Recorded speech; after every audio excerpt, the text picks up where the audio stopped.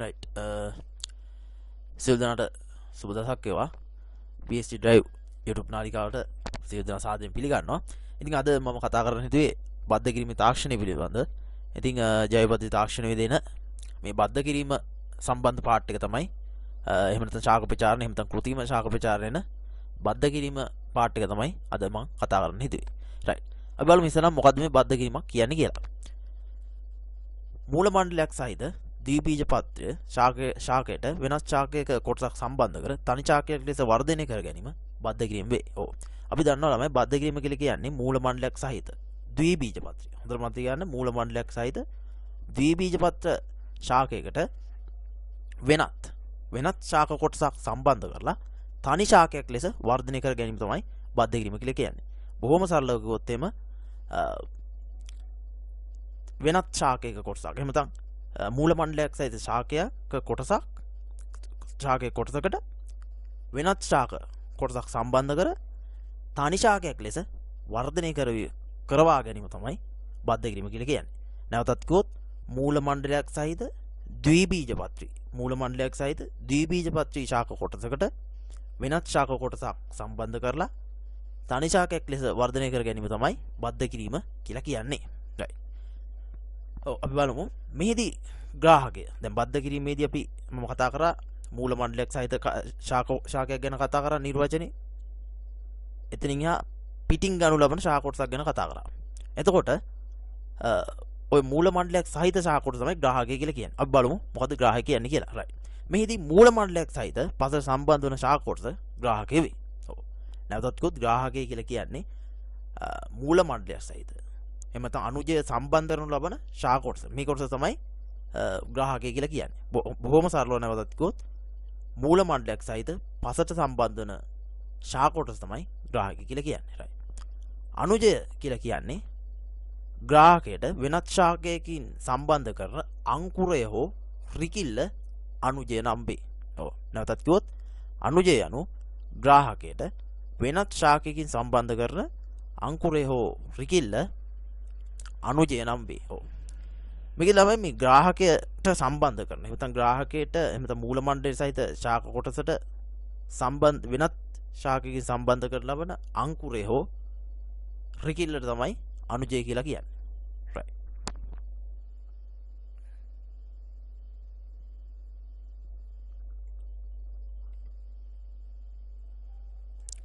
ඔව්.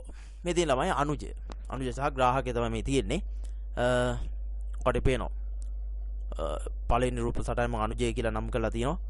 ඒ කියන්නේ මූල මණ්ඩලය සහිත ශාක කොටසට වෙනස් ශාකකින් සම්බන්ධ කරන ශාක කොටස තමයි ඔය අනුජය කියලා කියන්නේ.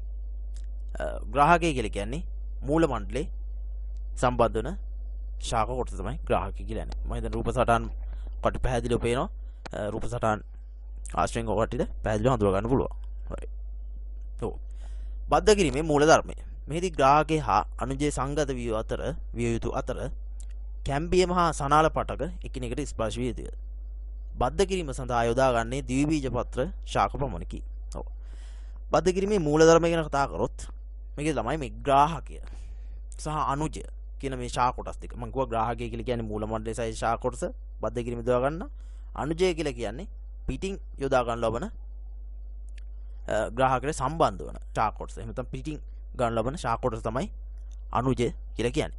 මෙන්න මේ අනුජයයි ග්‍රාහකය දෙක සංගත වෙන්න ඕන. ඒ කියන්නේ හොඳට සම්බන්ධ වෙන්න ඕන. සංගත කියලා කියන්නේ හොඳට ගැළපීමත් ඒ වගේම සංගත වෙන්නත් ඕන.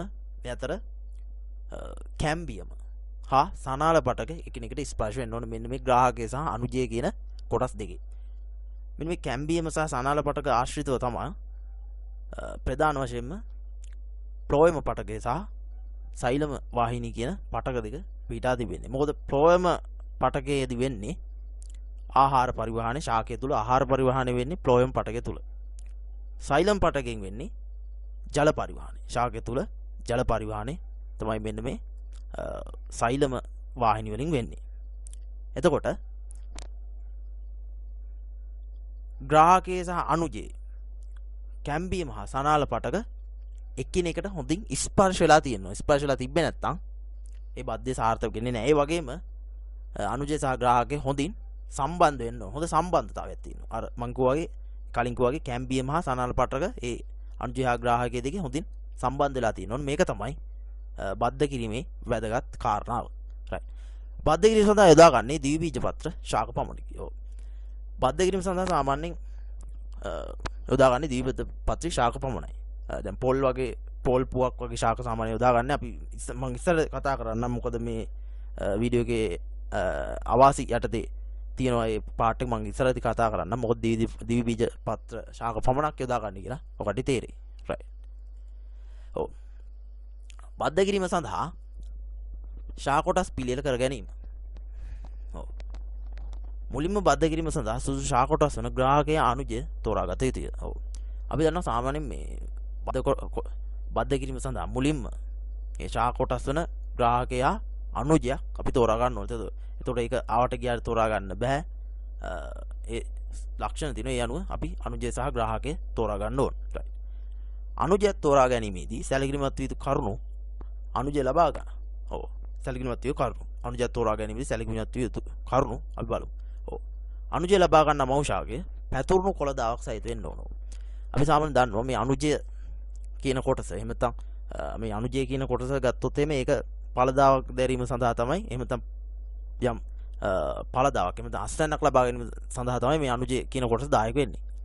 ශාකේ මේ බද්ධ කිරීමේදී. ඒතර අනුජය ලබා ගන්න මෞෂාකේ හොඳ පැතුරුණු කොළ දාවක් තියෙනවා. ඒ කියන්නේ හොඳ වියනක් සහිත ශාකයක් වෙන්න ඕනේ. ඒ කියන්නේ හොඳින් අතු හොඳට විහිදුච්ච ශාකයක් වෙන්න ඕනේ. ඒක තමයි කියන්නේ පැතුණු කොළ දාවක් සහිත ශාකයක් වීම කියලා කියන්නේ.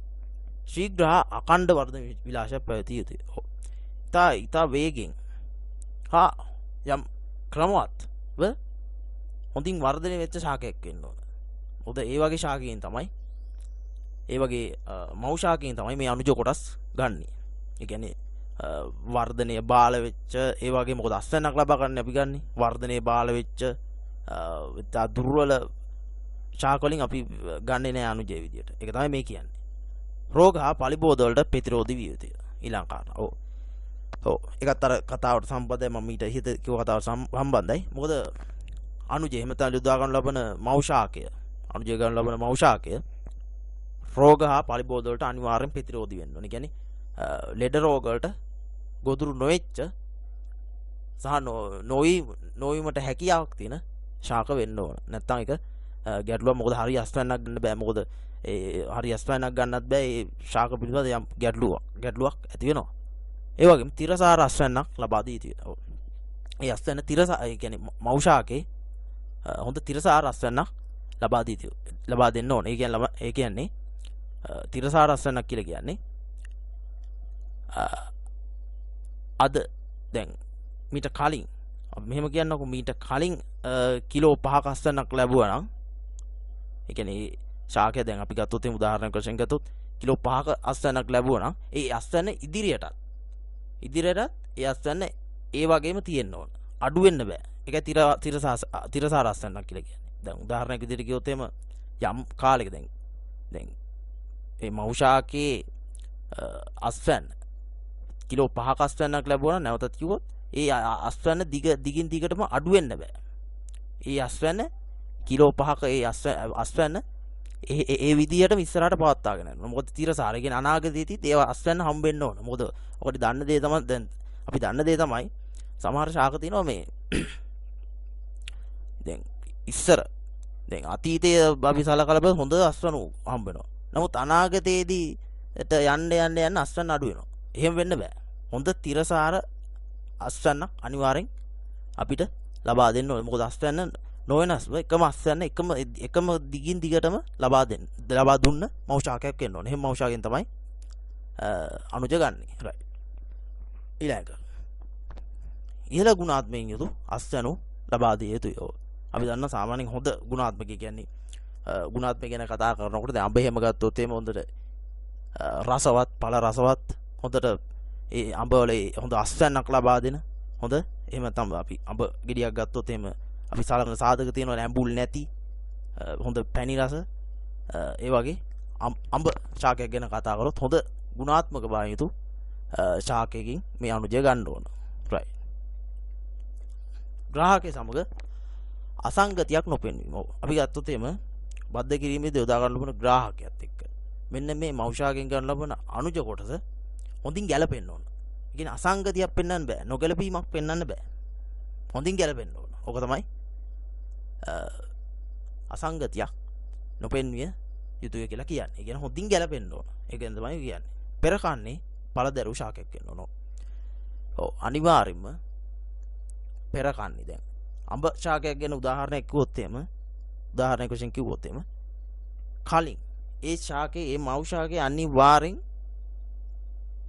අස්වැන්නක් හම්බෙන්න ඕනේ. ඒ කියන්නේ හම්බෙලා තියෙන්න ඕනේ. අනිවාර්යෙන් අස්වැන්නක් එහෙම නැත්නම් පළ දරලා තියෙන්න ඕනේ. අඹ ශාකේ අඹ පළ දරලා තියෙනවා. මොකද අඹ හැදුන්නේ නැති අර සමහර ශාක තියෙනවා අඹ ජීවිතේට අඹ ගෙඩියක් නැහැ. ඒ කියන්නේ අඹ හැදිලාම නැහැ. ඒ වගේ ශාක වලින් ගන්නෙ නැහැ. අඹ කියන්නේ අස්වැන්නක් හැදිලා නැහැ පෙර කන්නේ. පෙර කන්නේ කියලා ජීවිතේට අපි අහලවත් නැහැ. සමහර අඹ ශාක තියෙනවා අස්වැන්නු. ඒ කියන්නේ අඹ ගෙඩියක් හැදලා දෙනවා. ඒ වගේ ශාක වලින් ගන්නෙ නැහැ. ඒ කියන්නේ පෙර කන්නේ හොඳින් පළදරු ශාකයක් වෙන්න ඕනේ. මොකද අපි මව් ශාකේ තෝරා ගැනීමේදී අනිවාර්යයෙන්ම අස්වැන්නක් ගන්න තමයි ඒ බද්ධ කිරීම කරන්නේ. හොඳ අස්වැන්නක් තියෙන ශාකයක් අනිවාර්යෙන් හොඳින් පළදරු ශාකයක් විය යුතුමයි. ඒක තමයි ඔය කියන්නේ. රයිට්. ඊළඟට ග්‍රාහකේ තෝරා ගැනීමේදී සැලකිලිමත් විය කරුණු. ඔව්. ග්‍රාහකේ ලබා ගන්න මව් ශාකය. ග්‍රාහකය කියලා කියන්නේ මම මුලින්ම කිව්වා බද්ධ කිරීමේදී පසට සම්බන්ධ වෙන කොටස. බද්ධ කිරීමේදී පසට සම්බන්ධ වෙන කොටස තමයි ග්‍රාහකය කියලා කියන්නේ. ඒ ග්‍රාහකේ තෝරා ගන්න මව් ශාකය තෝරා ගැනීම සැලකිලිමත් විය කරුණු තමයි දැන් අපි කතා කරන්නේ. අනුජය සමග අසංගතියක් නොපෙන්විය යුතුයි. ඔව්. අර මම කලින් කිව්වා වගේ ග්‍රාහක සමග අසංගතියක් නොපෙන්වීම වගේම තමයි අනුජය සමග මනාව සම්බන්ධ වෙන්න ඕන. මොකද ඒ කියන්නේ ගැළපෙන්න ඕන. අනුජය සමග මේ ග්‍රාහකේ ගැළපෙන්න. මොකද ගැළපුණොත් තමයි. ඒ කියන්නේ දෙක මනාව සම්බන්ධ වුණොත් තමයි. එහෙනම් අනුජය සහ ග්‍රාහකයේ කියන කොටස් දෙකම ඒ ශාක දෙකම මනාව සම්බන්ධ වුණොත් තමයි අර කැම්බියම් පටකේ සනාල පටකේ ආශ්‍රිත ඒ සම්බන්ධලා මේ බද්ධය සාර්ථක වෙන්නේ. ඒතකොට මේක අසංගතියක් පෙන්වන්න බෑ. ඒක තමයි කියන්නේ. හොඳින් ගැලපෙන්න ඕන. හොඳින් පැතුරුණා ගැඹුරු විහිදුණු මූල පද්ධතියක් සහිත විය යුතුයි. ඔව්. අපි දන්නවා සාමාන්‍ය ශාකයක් වුණාම හොඳින් පැතිරිච්ච හොඳින් ගැඹුරට විහිදුච්ච මූල පද්ධතියක් තියෙන්න ඕන. ඒතකොට හොඳින් පැතුරුනොත් හොඳින් ඒ කියන්නේ මූල මණ්ඩලය හොඳට පැතිරලා තිබ්බොත් ශාකයේ ගැඹුරු ස්තර වලින් පෝෂක ගන්නත් පුළුවන්. එතනින් එහා ගැඹුරට ගිහිල්ලා ඒ මූල පද්ධතිය පස්සේ ගැඹුරු විවිධ ස්තර වලට ගිහිල්ලා ජලය ලබා ගන්න පුළුවන්. ඒ නියග තත්ත්ව වලට සහ විවිධ දැන් සුලි සුලං වගේ ආපදා වලට හොඳින් මුහුණ දෙන්න පුළුවන්. මොකද මූල පද්ධතිය හොඳට තියෙන්න බෑ. මූල පද්ධතිය හොඳට නැති වුණොත් ඒ ශාකය විනාශ වෙන්න පුළුවන්. විනාශ වීමේ හැකියාව වැඩි. ඒක තමයි කියන්නේ. රයිට්. මුල් රෝග හා පලිබෝධ සඳහා ප්‍රතිරෝධ විය යුතුයි. ඔව්. අපි අතෝ සාමාන්‍යයෙන් ග්‍රාහකය කියලා කියන්නේ මේ ග්‍රාහකයන් තමයි පෝෂණය ඒ කියන්නේ පසෙන් තමයි මේ ග්‍රාහකය තමයි මේ පසට සම්බන්ධ වෙන කොටස. ඒතර පෝෂක ලබා ගන්නේ හැමදේම වෙන්නේ මේ ග්‍රාහකෙන්. ඒතර මේ මූල මණ්ඩලය රෝග වලට ප්‍රතිරෝධී විය යුතුයි. අනිවාර්යෙන් මුල් රෝග හා පලිබෝධ සඳහා අනිවාර්යයෙන්ම ප්‍රතිරෝධී විය යුතුයි. ඒක තමයි කියන්නේ. රයිට්. මූල පද්ධතිය අහිතකර පරිසරයන්ට ඔරොත්තු දිය හැකි යුතුයි. මූල පද්ධතිය ගැන කතා කරද්දී ඒත් ග්‍රාහකයේ මූල පද්ධතිය ගැන කතා කරනකොට අනිවාර්යයෙන්ම අහිතකර පරිසරත්ව කියලා කියන්නේ මේ නියග වැනි.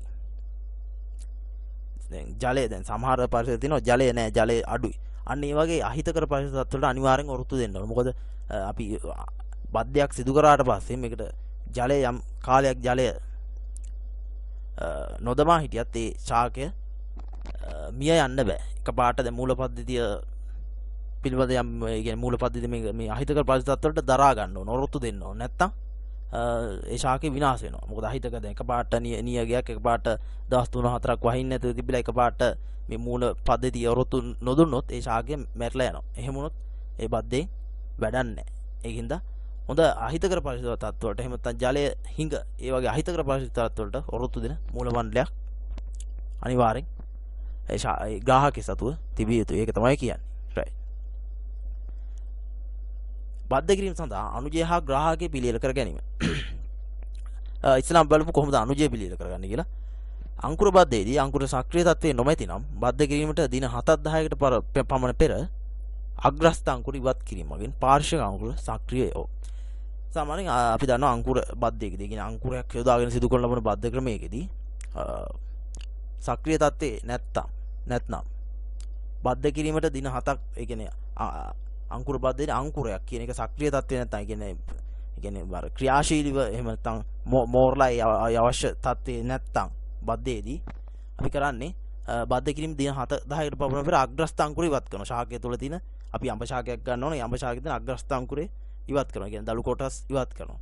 ඉවත් කරාට පස්සේ අර පාර්ශ්විකයට පහළ තියෙන ඒ අංකුර හොඳින් සක්‍රිය වීම සිදු වෙනවා. ඒක තමයි කියන්නේ.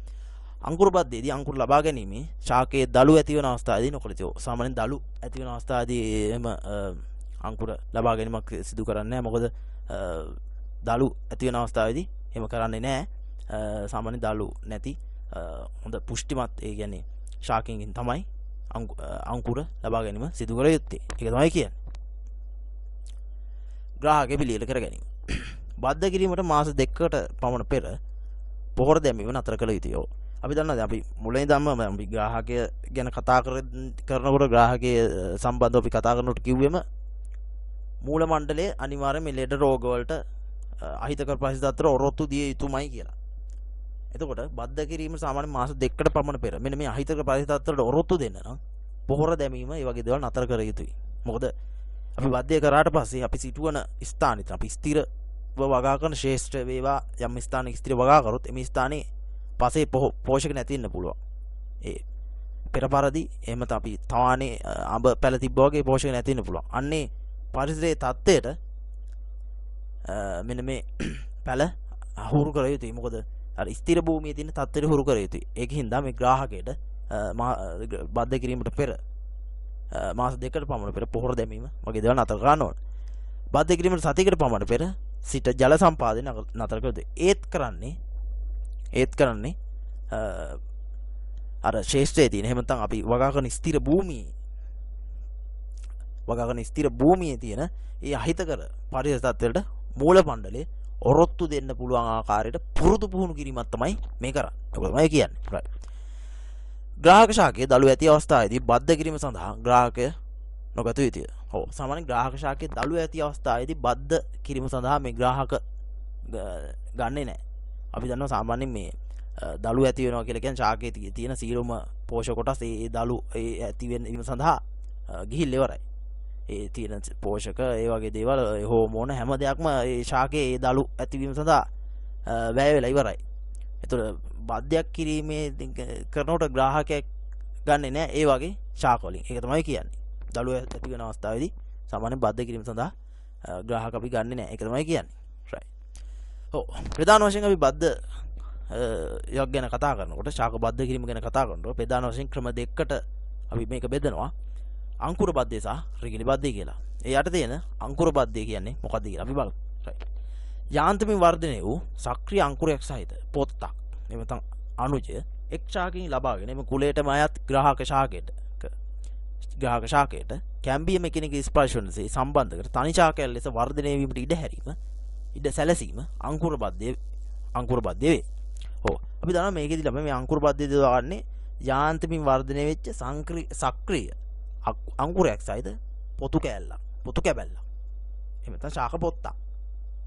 එම ශාක පොත්ත ලබාගෙන අර ග්‍රාහකයට සම්බන්ධ කරලා තනි ශාකයක් ලෙස වර්ධනය කර ගැනීම තමයි හෙදි වෙන්නේ. නැවතත් උත් අංකුර බද්ධය යොදා ගන්න ලබන්නේ අංකුර කැබැල්ල. කියන්නේ යාන්ත්‍රමික වර්ධනය වෙච්ච පොඩි සක්‍රීය තත්ත්වයේ තියෙන අංකුර කැබැල්ලක් තමයි එහෙම නැත්නම් අංකුරයක් සහිත ශාක පොත්තක් තමයි මේක යොදාගන්නේ. ඒ ශාක පොත්ත යොදාගෙන මේක හොඳින් කැම්බියම පටක එකිනෙකට ග්‍රාහක සහ අණුජයේ කැම්බියම් පටක එකිනෙකට ස්පර්ශ වෙනසේ තියලා තනි ශාකයක් ලෙස වර්ධනය කරවා ගැනීම තමයි වර්ධනයට ඉඩ හැරීම තමයි මේ අංකුර බද්ධයේදී වෙන්නේ. right. අපි බලමු ඊළඟට රිකිලි බද්ධය කියන්නේ මොකක්ද කියලා. right. ඔව් රිකිලි බද්ධය. වර්ධනය විය හැකි සක්‍රීය අංකුර කීපයක් සහිත ශාකත්තක් එම කුලයටම අයත් ග්‍රාහක ශාකයක් සමග සම්බන්ධ කර තනි ශාකයක් ලෙස වර්ධනය වීමට සැලැස්වීම රිකිලි බද්ධ වේ. ඔව් පහසුවෙන් අණුජ අංකුර ගලවා ගත නොහැකි තුනී පොත්තක් සහිත ශාක වර්ග සඳහා සාර්ථක ලෙස බද්ධ කර ගැනීම රිකිලි බද්ධ ක්‍රම බාධා වේ. නෝ මේකෙදි කියන්නේ මේ වර්ධනය විය හැකි සක්‍රීය අංකුර කීපයක් සහිත එකක් නෙවෙයි සක්‍රීය අංකුර කීපයක්ම සහිත ශාක අත්තක් එම කුලයටම අයත් ග්‍රාහක ශාකයක් සම්බන්ධ කරලා තනි ශාකයක් ලෙස වර්ධනය වීමට සැලසීම රිකිලි බද්ධය කියලා අපි කියනවා. නැවතත් කිව්වොත් මේ රිකිලි බද්ධයේදී යොදාගන්නේ රිකිලි බද්ධයේදී වෙන්නේ වර්ධනය විය හැකි සක්‍රිය අංකුර කිහිපයක්ම තියෙන ශාක අතු කෑල්ල. අතු කැබැල්ලක් තමයි රිකිලි බද්ධයේදී අනුජය විදියට යොදාගන්නේ. ඒක ග්‍රාහකයට සම්බන්ධ කරලා තනි ශාකයක් ලෙස වර්ධනය වීමට ඉඩ හැරීම තමයි මේ රිකිලි බද්ධයේදී වෙන්නේ. ඒක තමයි රිකිලි බද්ධයේදී වෙන්නේ. රයිට්. ඔව්. අපි පළවෙනි එකේදී කතා කරේ අංකුර බද්ධ. ඒ කියන්නේ ශාකයේ පොතු කැබැල්ලක් යොදාගෙන තමයි අංකුර බද්ධය කරන්නේ. ඒකෙදී යාන්ත්‍රමික මම කිව්වා යාන්ත්‍රමික ඔකට මතක ඇති යාන්ත්‍රමික වර්ධනය වූ සක්‍රිය අංකුර යක් සහිත ශාක පොතු කැබැල්ලක් යොදාගෙන එහෙම නැත්නම් ශාක පොත්තක් යොදාගෙන තමයි ග්‍රාහකයට සම්බන්ධ කරලා තනි ශාක ලෙස වර්ධනය කරලා තමයි අංකුර බද්ධය කරන්නේ. අපි අංකුර බද්ධය ගැන කතා කරනකොට ආකාර කීපයකට මේක බෙදන්න පුළුවන්. ඒ කියන්නේ අංකුර බද්ධ ක්‍රම ආකාර කීපයකට බෙදන්න පුළුවන්. ඒ ක්‍රම තමයි මේ තියෙන්නේ. පළවෙනි එක ඔකට පේනවා H බද්ධය, දෙක පැච් බද්ධය, T බද්ධය, තුන්වෙනි එක T බද්ධය. T එක අපි යොදන කැපුම අණුව. ඒ කියන්නේ T අකුරේ හැඩය අණුව. ඒ කියන්නේ T අකුරේ පිහිටීම මත උඩුකුරු T සහ යටිකුරු T කියලා අපි බෙදනවා. උඩුකුරු T කියලා කියන්නේ T අකුර උඩ අතර තමයි තියෙන්නේ. යටිකුරු T අකුරකට තේරෙනවා. යටි ආකාරය තමයි මේ බද්ධය. එහෙම නැත්නම් බද්ධයේ පැලුම් යොදන විදිය අනුව තමයි මේ H බද්ධය, පැච් බද්ධය, T බද්ධය කියලා නම් කරන්නේ. නැවතත් කිව්වොත් H බද්ධය අංකුර බද්ධ ක්‍රම, H බද්ධය, පැච් බද්ධය, T බද්ධය. H බද්ධය කියලා මේ H බද්ධය, පැච් බද්ධය, T බද්ධය කියලා අපි නම් කරන්නේ ග්‍රාහකයට යොදන කැපුම මත. බොහොම සරලව කිව්වොත්. right. අපි බලමු මේ බද්ධ ක්‍රම ටික. H බද්ධය. ඔයාලට පේනවා මම හිතන්නේ H බද්ධය කොහොමද කරලා තියෙන්නේ කියලා රූප සටහනේ පේනවා. H අකුරේ හැඩයට තමයි මේක මේ ග්‍රාහකය තියෙන්නේ කපලා H අකුරේ හැඩයට තමයි තියෙන්නේ. එතකොට අපි අංකුර කෑල්ල වෙනස් ශාකයෙන් ගන්න ලබන අංකුර කැබැල්ල සම්බන්ධ කරලා බද්ධ පට වලින් පහළ සිට ඉහළට වෙලීමක් තමයි කරන්නේ. right. අපි බලමු කොහොමද මේක කරන්නේ කියලා. right. සෙන්ටිමීටර් 1.5ක් පමණ දිගට ග්‍රාහක ශාකයේ H අකුර හැඩයට පොත්ත කපා ගන්නු ලැබේ.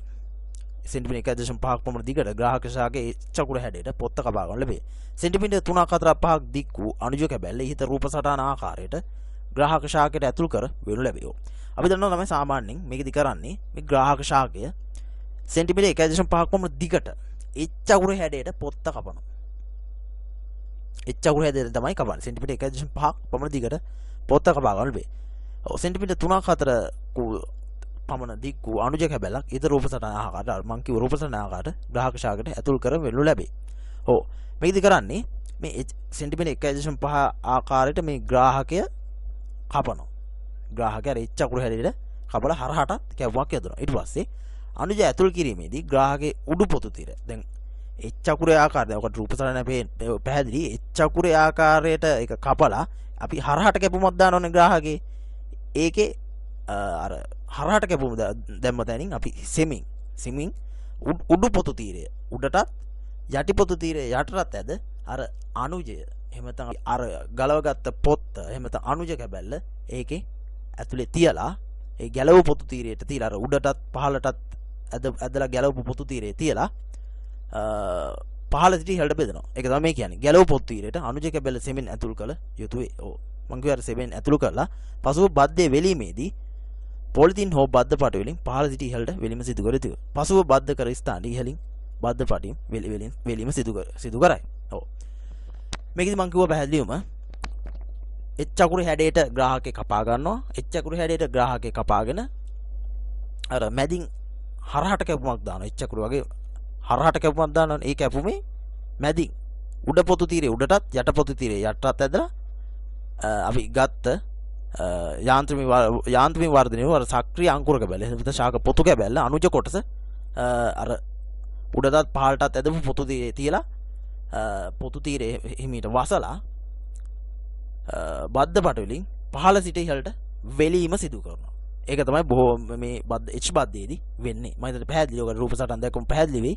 ඒක තමයි වෙන්නේ. right. ඔව් සති දෙක පසු බද්ධ පට ඉවත් කර පරීක්ෂා කර බැලිය යුතුය. අංකුරේ කොළ පැහැදිලි නම් බද්ධය සාර්ථක වී ඇත. ඔව් අපි දන්නවා සාමාන්‍යයෙන් දවස් 14ක් එහෙම නැත්නම් සති දෙකක් පමණ ගියාට පස්සේ මේ බද්ධ පට ඉවත් කරලා අපිට බලන්න පුළුවන්. අර මම කිව්ව ආකාරයට H බද්ධයේදී මේ බද්ධ පටි පොඩ්ඩක් ඉවත් කරලා අපිට බලන්න පුළුවන්. බලනකොට මේ අංකුරය අපි දැන් අංකුර කැලෙන් යොදාගත්ත ඒ අංකුරය කොළ පැහැතිනම් බද්දේ සාර්ථක වෙලා තියෙන්නේ. right. එවිට අංකුරේ ඉතිරි වෙනසේ ඉතිරි කොටස නැවත වෙලිය යුතුය. ඔව්. අර මැදින් එන අංකුරය දැන් අපි අංකුර කැල්ල තමයි යොදාගත්තේ. අර අපි ලියාගත්ත බද්දේ ලියාගත්තට බද්දය නැවතත් අර අංකුරය කැල්ල ඉතුරු වෙන අර අංකුරේ එළියට එන්න එපයි. අංකුරේ ඉතුරු වෙන විදිහට නැවතත් වෙලීම සිදු කරනවා.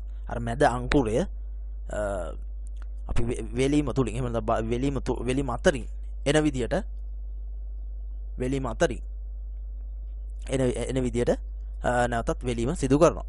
තවත් සති කිහිපයක් පමණ ගිය පසු ග්‍රාහකගේ උඩු කොටස බද්ධ කරන ලද ස්ථානයේ සෙන්ටිමීටර් 2.5ක් ඉහළින් ආනත කපා වෙන් කරයි. තවත් සති කිහිපයක් පමණ ගියාට පස්සේ ග්‍රාහකගේ උඩු කොටස බද්ධ කරන ලද ස්ථානයේ සිට සෙන්ටිමීටර් 2.5ක් ඉහළින් ආනත කපා වෙන් කරනවා. මේ බද්ධය සමාන කරන්නේ උදාහරණ අඹ රම්බුටන් ක්‍රෝටන් වර්ග සඳහා තමයි මේ බද්ධය කරන්නේ. ඔව්.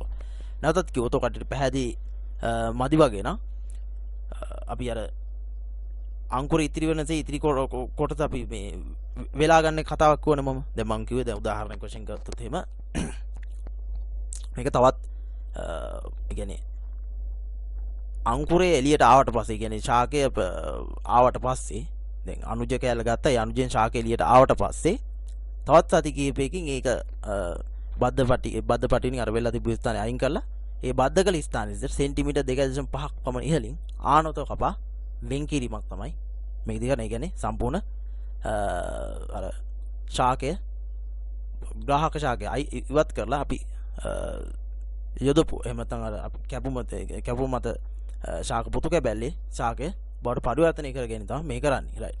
උදාහරණ විදිහට ගත්තොත් අඹ රම්බුටන් ක්‍රෝටන් වර්ග එක තමයි කරන්නේ. මම හිතන්නේ H බද්දේ ඔකට පැහැදිලි වෙන්නේ නැති මොකද්ද මේ කතාව කියලා. right. පැච් බද්දේ. මේ දින පැච් බද්දය පැච් බද්දේදී සමාන වෙන්නේ වෙන දේවකට පැහැදිලිදී මම ඒක විස්තර කරන්නම්. right. මේකෙදි කරන්නේ ග්‍රාහක පොත්තෙන් මිලිමීටර් 8.16 ප්‍රමාණී ඍජු ක්‍රෝණාක්ෂාකාර කොටසක් කපා ඉවත් කරයි. ඒ සමාන ප්‍රමාණයේ කොටසක් අනුජයෙන් ලබාගෙන එම කොටස ග්‍රාහකගේ කපාගත් ස්ථානයේ තබා ඉන්පසු වෙලිම සිදු කරනවා. මේකෙදි කරන්නේ අර මම පෙන්නපු මුලින් රූප සටහන මම නැවතත් ඔයකට පෙන්නන්නම් රූප සටහන. ඔව් මම මෙන්න මේ පෙන්නපු මුලින් පෙන්නපු රූප සටහනේ වගේ මේ තියෙන රූප සටහනේ ආකාරයට මිලිමීටර් 8.17 ප්‍රමාණයේ ඍජු කෝණාස්ත්‍රා කොටසක් මේ ග්‍රාහකේ පොත්තෙන් කපලා ඉවත් කරනවා. නැවතත් යෝ ග්‍රාහක පොත්තෙන් මිලිමීටර් 8.16 අතර ප්‍රමාණයක් ඍජු කෝණාස්ත්‍රාකාර හැඩයට කපා ඉවත් කරනවා. අන්න ඊට සමාන ප්‍රමාණයේ කොටසක් අනුජයෙන්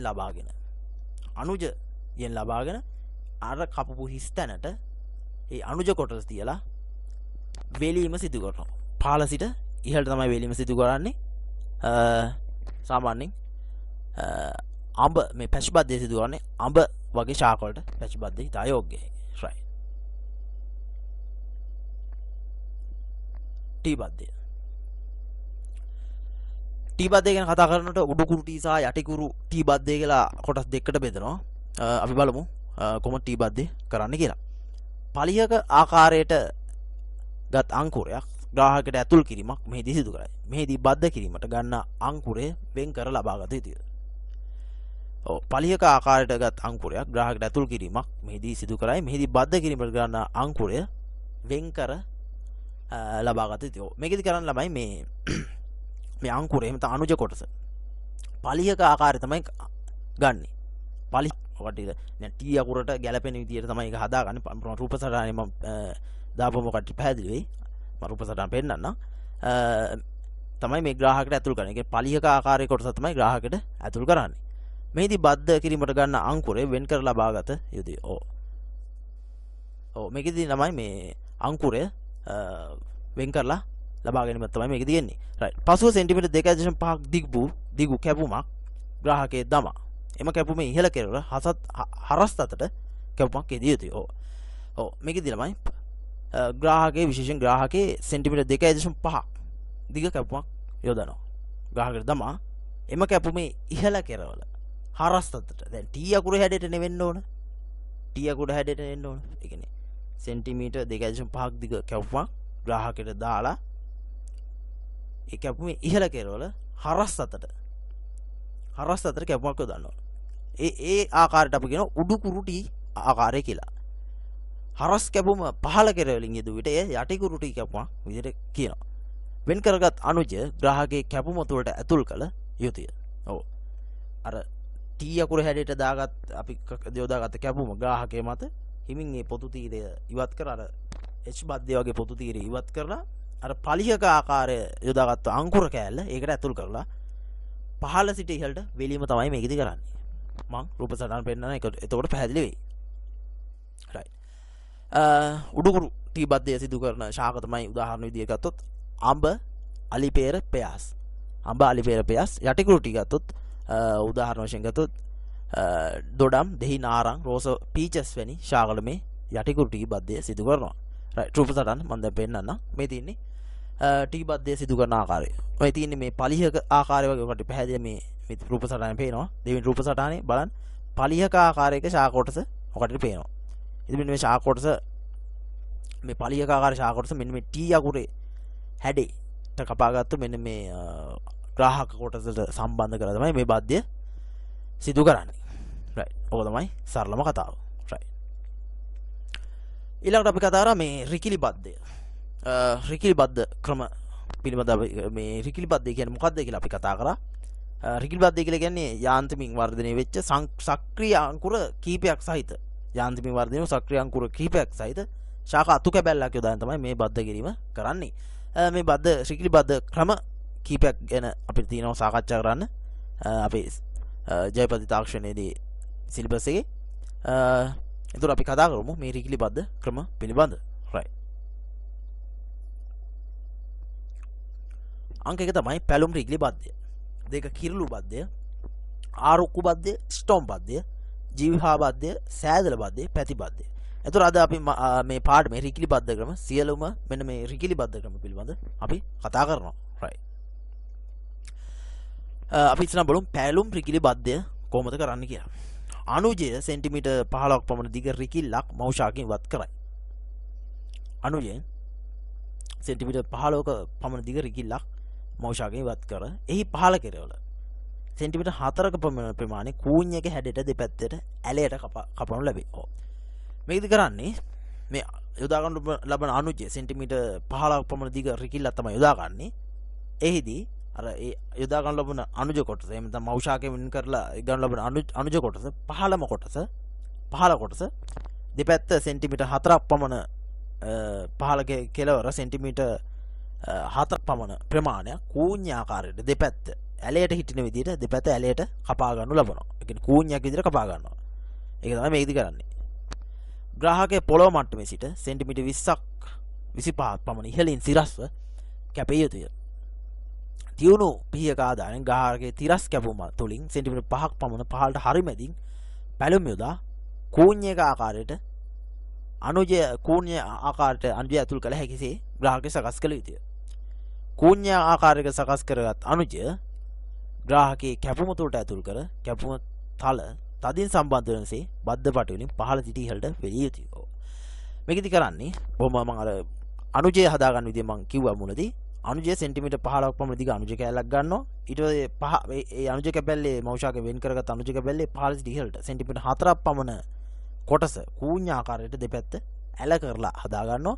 ඊට පස්සේ ග්‍රාහකය හදාගන්නේ පොළොව මට්ටමේ සිට සෙන්ටිමීටර් 20ක් 25ක් පමණ ඉහළින් සිරස්ව කැපුම දාලා තියුණු පිහියක් ආධාරයෙන් ග්‍රාහකයේ තිරස් කැපුම හරහට දාගත්ත මෙන්න මේ තිරස් කැපුම තුලින් සෙන්ටිමීටර් 5ක් පමණ පහළට හරි මැදුම් පැලුමක් දාලා අර කූඤ්ඤ ආකාරය යොදාගත්ත අනුජ කොටස එහි තැම්පත් කළ හැකි ආකාරයට අපි සකස් කර ගන්නවා. ඒ කියන්නේ පැලුමක් දාලා ඊට පස්සේ කූඤ්ඤ ආකාරය සකස් කරත් අනුජය ග්‍රාහකයේ කැපුම තුලට ඇතුල් කරලා කැපුම් තල තදින් සම්බන්ධ වෙන විදිහට පහළ සිට ඉහළට බද්ධ පටි වලින් වෙලීම සිදු කරනවා. ඉහළට බද්ධ පටි වලින් පහළ සිට ඉහළට වෙලීම සිදු කරනවා. ඒක තමයි පැලුම් රිකිලි බද්ධයේදී අපි බලමු රූප සටහන්. ඒතකොට වැඩි පැහැදිලි තවත්. ඔව්. මෙහිදී අනුජ හා ග්‍රාහක එක සමාන විස්කම්බෙන් යුක්ත වූ විට බද්ධයේ සාර්ථකත්වය වැඩි වේ. ඔව්. මේකද තමයි යොදා ගන්න ලබන අනුජ සහ ග්‍රාහක කොටස අනිවාර්යෙන් එක සමාන විස්කම්බෙන් වෙන්න විය යුතුයි. මොකද ඒ එක සමාන විස්කම්බේ තිබ්බොත් අනුජ සහ ග්‍රාහක එක විස්කම්බේ තිබ්බොත් අනිවාර්යෙන් බද්ධය සාර්ථක වෙනවා. ඒක තමයි කියන්නේ. තවද අනුජයේ කැපූ පැතිත් ග්‍රාහකගේ පැලුම් පැතිත් එකිනෙකට ස්පර්ශනය එසේ නැත්නම් බද්ධයේ සාර්ථකත්වය වැඩි වෙනවා. ඔව් මේකෙදි ගත්තොත් එහෙම අනුජයේ කැපුම් පැතිත් ග්‍රාහකගේ පැලුම් පැතිත් එකිනෙකට හොඳින් ස්පර්ශ වෙන්න ඕන. මම කිව්වා මේකේ මූලධර්මයෙන්ම තියෙන්නේ කැම්බියම් පටකය හොඳින් ස්පර්ශ වීම. කැම්බියම් සහ සනාල පටක හොඳින් ස්පර්ශ වීම තමයි මේ තියෙන ශාක දෙකේම මේකේ මූලධර්මයෙන්ම තියෙන්නේ. ඒතර මේකේ පැලුම් පැති සහ කැපුම් පැති හොඳින් ශාක දෙකම හොඳින් එකිනෙක මේ පැලුම් පුෂ්ඨ සහ කැපුම් පුෂ්ඨ එකිනෙකට ස්පර්ශ වුණොත් මේ බද්ධය තමයි සාර්ථක වෙනවා. ඒ කියන්නේ සාර්ථකත්වය වැඩි කියලා තමයි මේ කියන්නේ. අනුජය හා ග්‍රාහකය අතරේ හිඩස් ඇති විට වාතාවකාශිකා බද්ධය අසාර්ථක වේවා. මේක තමයි මේ අනුජය හා ග්‍රාහකය අතර මම කිව්වා කැපුම් සහ පැලුම් පුෂ්ඨ අතර තියෙන හිඩස් අතර වාතාවකාශ වගේ දෙයක් තිබ්බොත් අනිවාර්යෙන් බද්ධය අසාර්ථක වෙන එක් හේතුවක් වෙනවා. මොකද අසංගතියට එක් හේතුවක් වෙනවා. පැලුම් රිකිලි බද්ධය කරන ශාක තමයි අඹ. ප්‍රධාන වශයෙන් අඹ ශාකයට මේක යොදා නිවර්ධන කලාපීය භෝග සඳහා තමයි මේ පැලුම් රිකිලි බද්ධය යොදාගන්නේ. අඹ ශාකය සඳහා මේක සිදු කරනවා. රයිට්. මේ තියෙන්නේ පැලුම් රිකිලි බද්ධය ඔකට පැහැදිලි ඇති. මේක මේ ග්‍රාහක කොටස මේ පහළ තියෙන ග්‍රාහක කොටස මේ රූප සටහනේ මේ ග්‍රාහක කොටස ඔකට දැකලා තියෙනවා මේ සෙන්ටිමීටර් දක්වා පේන තියෙනවා සෙන්ටිමීටර් 5ක් පමණ පළපු කොටස අනුජය දෙපැත්තෙන් සෙන්ටිමීටර් 4ක් පමණ දෙපැත්තෙන් පහළ කොටස දෙපැත්තෙන් ඇලයට කපලා තියෙනවා කටට පේනවා. ඊට පස්සේ දෙවෙනි රූප සටහනේ තියෙන ඒක රූපයට අර බස්සලා තිනවා කියන්නේ අනුජය සහ ග්‍රාහකය සම්බන්ධ කරලා තියෙන එක පහළ සිට ඉහළට වෙලීම රූප සටහන කට පැහැදිලිව පේනවා. මොකද මේ පැලුම් රිකිලි බද්ධයේදී වෙන්නේ කියලා. රයිට්. ඊළඟ බද්ධයට යන්න. ඔව් කිරුළු බද්ධය. ග්‍රාහකයට සාපේක්ෂව අනුජය සිහින් අවස්ථාවලදී මෙවැනි බද්ධ යෝග වේ. රූප සටහනේ පරිදි පැලුම් සිදු කළ ග්‍රාහකයට අනුජ දෙකැත්තෙන් ඇතුල් කරනු ලැබේ. පසුව බද්ධ ඊටි වලින් යොදාගෙන බද්ධය සිහි කරයි. මේකෙදි කරන්නේ මේ ග්‍රාහකයට වඩා අනුජය ඉතාමත් කුඩා අවස්ථාවලදී තමයි මේ බද්ධ ක්‍රමය කරන්නේ. එතකොට මේකෙදි බද්ධය අවසානයේදී බද්ධ ඊටි වලින් යොදලා මේ බද්ධය සීල් කිරීමක් කරනවා. මොකද ග්‍රාහකයට වඩා අනුජය ඉතාමත් පොඩි අවස්ථාවලදී තමයි මේ කිරුළු බද්ධය කරන්නේ. මේකට ඔටුනු බද්ධය කියලාත් කියනවා. අපි බලමු මේ බද්ධ ක්‍රමය කොහොමද කරන්නේ කියලා රූප සටහන ආධාරයෙන්. ඔව්. ඔකට පේනවා. මේ තියෙන්නේ කොහොමද ඒ කිරුළු බද්ධය කරන්නේ? එහෙනම් ඔටුනු බද්ධය කොහොමද කරලා තින්නේ? මේක නම් තියෙනවා අනුජ කීපයක්. ඔකට පේනවා ග්‍රාහකයේ තියෙන්නේ 15. ඒ ග්‍රාහකය විශාලයි. අනුජයට වඩා අනුජ ඉතාමත් පොඩි. අනුජ මේ රූප සටහන 4ක් පේන්න තියෙනවා. මේ විදිහ තමයි ග්‍රාහකය සහ අනුජ කොටස් මේ කිරුළු බද්ධයේදී සම්බන්ධ කරන්නේ. ඔකට දෙවෙනි රූප සටහන තියෙනවා මේ බද්ධ ඊටි වලින් මේව සම්බන්ධ කරලා බද්ධ ඊටි වලින් මේක මේ තවත් හොඳින් ස්පර්ශ වීම සඳහා බද්ධ ඊටි වලින් මේක සීල් කරලා තිනවා බද්ධය. ඔහොම තමයි කිරුළු බද්ධය එහෙම තමයි ඔටුනු බද්ධය සිදු කරන්නේ. රයිට්. ආරුක්කු බද්ධය. වැඩමින් පවතින ශාකයක රිකිල්ලකට පෝච්චික සිදුවන ලද ශාකයක කොටසක් සම්බන්ධ කර නව ශාකයක් ලෙස ලබා ගැනීම ආරුක්කු බද්ධය සිදු කර. මෙහිදී බද්ධ කිරීම සාර්ථක වූ පසු එක් ශාකයක් වෙන් කරනු ලැබේ. උදාහරණ තක්කාලි වම්බටු. මේ ආරුක්කු බද්ධය දෙන්නේ ළමයි ශාක දෙකම තියෙන පෝච්චියක. ශාක දෙකම තියෙන මල් පෝච්චියක. මේ යම් පෝච්චියක. නැත්නම් බඳුනක තියෙන. මම සරලවම කියන්නම්කො බඳුනක තියෙන්නේ. එතකොට මේකදී කරන්නේ ශාක දෙකම ඒ අතු කැබලි දෙක දෙපැත්තෙන් තුවාල කරලා කියන්නේ යම් තුවාල කිරීමක් අපි දන්නවා බද්ධ කිරීමේදී යම් විදියට අතු කැබලි දෙකම සූරලා එහෙම තුවාල කරලා අයිම අතු කැබලි දෙකම ඒ පෝච්චියේ තියෙන එහෙම නැත්නම් බඳුනේ තියෙන ඒ ශාක අතු කැබලි දෙකම එකට සම්බන්ධ කරනවා. අපිට කැමති කුමන හෝ ශාකයක ඊට පස්සේ මව් ශාකයෙන් වෙන් කරලා ග්‍රාහකය එතකොට අපිට ඒ බද්ධ කිරීම කරගන්න අපිට පුළුවන්. ඒ කියන්නේ එහෙම තමයි බද්ධ කිරීම වෙන්නේ. ඔකට තවත් පැහැදිලිව මම රූප සටහන් පෙන්නන්නම්. රයිට්. මේ තියෙන්නේ. ඔකට මම හිතන තවත් පැහැදිලි. මේ තියෙන්නේ AB කියලා තියෙන්නේ මේ දෙකම බඳුනක තියෙන මේ පෝච්චික තියෙන ශාක දෙකක් තියෙන්නේ. ඊට පස්සේ ඒ ශාක අතු දෙක දෙපැත්තෙන් තුවාල කරලා එහෙම නැත්නම් කැම්බීම පටකේ ආශ්‍රිත තුවාල කරලා ඒ ශාක දෙක එකිනෙකට සම්බන්ධ කරලා ඔය කට්ටියට කැමැති ශාකයක් මේකෙදි ග්‍රාහකයේ විදියට තෝරගන්න පුළුවන් අනුජය විදියට තෝරගන්න පුළුවන් එක්කෝ ඒ ශාකය මැද්දෙන් කැපුම යොදන්න පුළුවන් නැත්නම් B ශාකයෙන් කැපුම යොදලා කොට කැමැති ශාකයක් ග්‍රාහකයේ විදියට මේකේ තෝරගන්න පුළුවන් ඒක තමයි මම ඉස්සලා කිව්වේ කොට මම හිතන්නේ පැහැදිලි ඇති right ජීවහා බද්දේ තනි කැපුම යුත් අනුජය හා ග්‍රාහකය එකට ලිස්සා යාම ග්‍රාහකය එකට ලිස්සා යන ශාක සඳහා මෙම ක්‍රමය යොදා ගනී මෙහිදී අනුජය හා ග්‍රාහකයේ තනි කැපුමක් වෙනුවට කට්ටයක් සහිත කැපුමක් යොදා ගනී කට්ටේ නිසා ග්‍රාහකයා අනුජය එකිනෙකට ලිස්සා යාම වලකි මේ හේතුව නිසා බද්දේ සාර්ථක වේ. ඔව්. අපි දන්නවා තමයි සාමාන්‍ය ජීවහා බද්දේදී වෙන්නේ මේ තනි කැපුමකින් දාලා තනි කැපුමක් දාලා මෙතෙක් අපි කතා කරපු බද්ද ක්‍රම ගත්තොත් තනි කැපුමක් දාලා තියෙන්නේ. ඒ තනි කැපුමක් දැම්මොත් අනුජය සහ ග්‍රාහකයේ මේ තනි කැපුමක් දැම්මොත් එකිනෙකට ලිසා යනවා. අනේ ලිසා ගියොත් අපි මුලින්ම කතා කරා බද්ද කිරි මූල ධර්මයට අනුජය සහ ග්‍රාහකයේ කැම්පියන් පාර්ට්නර් එක එකිනෙකට ස්පර්ශ වෙන්නේ නැහැ. එතකොට මේකෙදි කරන්නේ බලෙන් ස්පර්ශ කරවීමක් කරන්නේ. ඒ කියන්නේ යම් කට්ටයක් යොදලා ශාකය තුල යම් කට්ටයක් කරලා කැපුම් වෙනකොට මේ කට්ටයක් යොදලා බලෙන් අනුජය සහ ග්‍රාහක කොටස් ස්පර්ශ කිරීමක් තමයි මේකෙදි කරන්නේ. එතකොට මේ කට්ටේ නිසා අනුජය සහ ග්‍රාහක කොටස එකිනෙකට ලිසා යම වැළකීලා බද්දේ සාර්ථක වීම සඳහා හේතුවක් වෙනවා. අපි බලමු කොහොමද මේ ජීවහා බද්දේ කරලා තියෙන්නේ කියලා. right. ඔකට පැහැදිලි. මේ තියෙන ජීවහා බද්දේ කරලා තියෙන ආකාරය. ඔකට වෙනවා මුල් රූපේ තියෙන ග්‍රාහකයට කොහොමද කැපුම යොදලා තියෙන්නේ කියලා. එතකොට හරහාට තමයි කපලා තියෙන්නේ. මොකද ඕකේ කට්ටේ දැම්ම නැතර මැද තියෙන කට්ටේ දැම්ම නැත්තම් ඒ ශාකේ ලිස්සලා ගිහිල්ලා මේක බද්දේ අසාර්ථක වෙන්න පුළුවන්. එතකොට ඔකට මැද තියෙන රූපේ පේනවා. මැද තියෙන ශාකේ තියෙනවා කොහොමද මේක සම්බන්ධ වෙලා තියෙන්නේ කියලා. තුන්වෙනි එකේදී පහළ සිට ඉහළට බද්දේ වෙලා බද්ද පාට වලින් බද්දේ වෙලා තියෙනවා. ඔක තමයි ජීවහා බද්දේ දෙන්නේ. සෑදල බද්දේ. මෙම ක්‍රමය කූඤ්ඤ බද්දේට සමානකමක් දක්වයි. මෙහිදී එක හා සමාන විස්කම්බයෙන් යුත් ග්‍රාහකයක් සහ අනුජයක් භාවිත කරයි. මෙහිදී ග්‍රාහකය කූඤ්ඤ ආකාරයට සකස් කරයි. අනුජය පැලුමක් ඇති කර අනුජය ග්‍රාහකයට ඇතුල් කරයි. වර්ධනය වෙන අනුජය ඇති ශාක සඳහා ඉතාමත් යෝග්‍යයි. මේ බද්ද ක්‍රමයේදී කරන්නේ අර කූඤ්ඤ බද්දේ සමානයි. කූඤ්ඤ බද්දේදී කරේ අපි ග්‍රාහකයේ තමයි පැලුම දාන්නේ. නමුත් සෑදල බද්දේදී අනුජය තමයි සෙන්ටිමීටර් 5 එහෙම නැත්නම් හරස් පැලුම යොදන්නේ. නැවතත් කිව්වොත් එහෙම කූඤ්ඤ බද්දේදී අපි දැන් මේ ග්‍රාහකයේ තමයි අර හරස් පැලුම දැම්මේ. මේකෙදි කරන්නේ ඒ දෙක වෙනස්. ඒ කියන්නේ මාරු කරලා තමයි කියන්නේ ඊට සමානයි. මේ බද්දේදී කරන්නේ ග්‍රාහකයේ තමයි අර පැති කැපුම දාන්නේ කියන්නේ. දෙපැත්තෙන් කපලා දාන්නේ. අනුජේ පළලා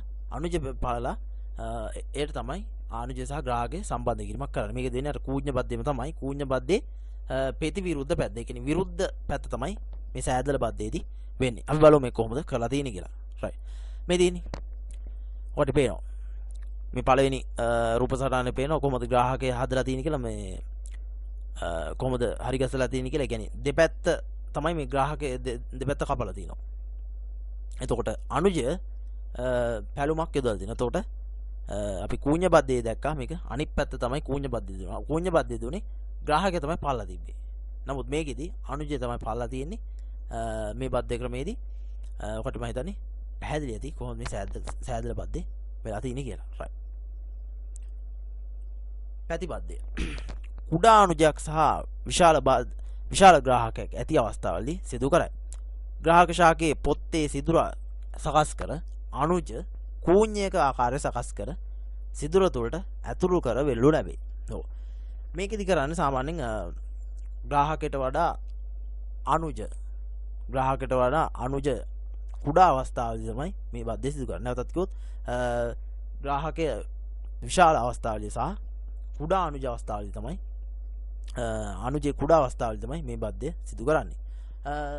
මේකෙදි කරන්නේ ග්‍රාහක ශාකයේ පොත්ත සිදුරක් සකස් කරලා අනුජේ කූඤ්ඤ ආකාරයට සකස් කරලා අර ග්‍රාහක ශාකයේ සිදුරට කූඤ්ඤ ඇතුල් කරලා වෙලීමක් තමයි මේකෙදි කරන්නේ. මම හිත රූප සටහන කට්ටියට මේ පැති බද්දේදී කියන්නේ සයිඩ් එකකින් කරන ශාකයේ සයිඩ් එක. ඒක තමයි පැති බද්දේ කියලා කියන්නේ. right. ඔකට මම හිත රූප සටහන දැක්කම පැහැදිලි ඇති. right. ස්ටෝන් බද්දේ. ස්ටෝන් බද්දේ මේකට ස්ටෝන් බද්දේ තමයි මේකට කියන්නේ. අපි බලමු කොහොමද මේ ස්ටෝන් බද්දේ කරන්නේ කියලා. ග්‍රාහක වශයෙන් යොදා ගන්න ලබන්නේ සතියක් පමණ වයස ලපටි පැල වේ. අනුජය වශයෙන් ඉතා ලපටි හිරිකිලි යොදා ගනී. ලපටි ග්‍රාහක පැල බීජයට ආසන්නයේදී කපා කූඤ්ඤ බද්ධයට සමානව සකස් කරනු ලැබේ. ඔව් මේකදී ගන්න මේ ස්ටෝන් බද්ධයේදී. ස්ටෝන් බද්ධයේදී ගන්න මේ තාමත් කුඩා පැල. ඒ සතියක් පමණ වයස ලපටි පැල තමයි ගන්න. තාමත් කුඩා පැල තමයි ගන්න. ඒතර මේකෙදී ඒ ලපටි සතියක් පමණ වයස ඒ ලපටි පැල ග්‍රාහකයාට කූඤ්ඤ ආකාරයට සකස් කරනවා. කූඤ්ඤ බද්ධයට සමානව මේ පැල සකස් කර ගන්නවා. සකස් කරගෙන අපි බලමු කොහොමද කරන්නේ කියලා. අනුජයේ පහළ කෙරවල දෙපැත්තේ කූඤ්ඤක ආකාරයට කපා ගන්න ලැබේ. අනුජය හා ග්‍රාහකයේ කැපු විකද සම්බන්ධ කළ යුතුය.